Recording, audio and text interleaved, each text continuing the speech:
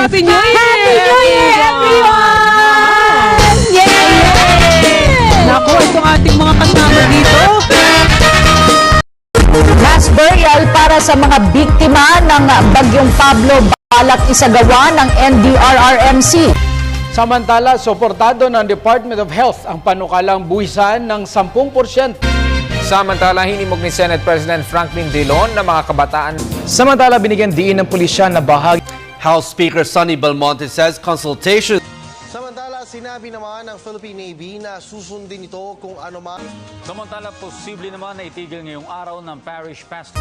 Residents of Barangay Hugo Perez and Trece Martires, Cavite are the latest beneficiaries. Speaker Feliciano Belmonte is confident that the country's justice system will prevail. Samantala, mariing pinabulaan na naman ni PPCRV Chair Henrietta De Villa. Almighty God, our Father, bless this wonderful nation,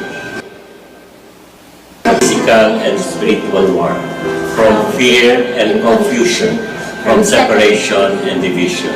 Be present to our leaders.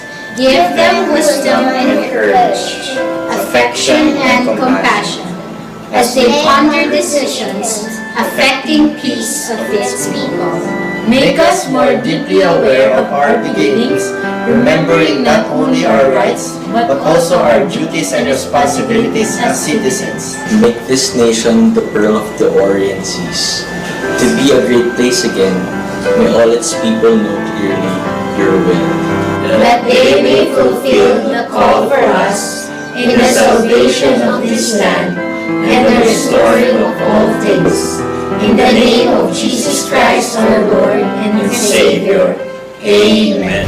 I'm Rhea Santos. And I'm Ivan Miri. News that matters. Got it covered. Only here on News on Cue.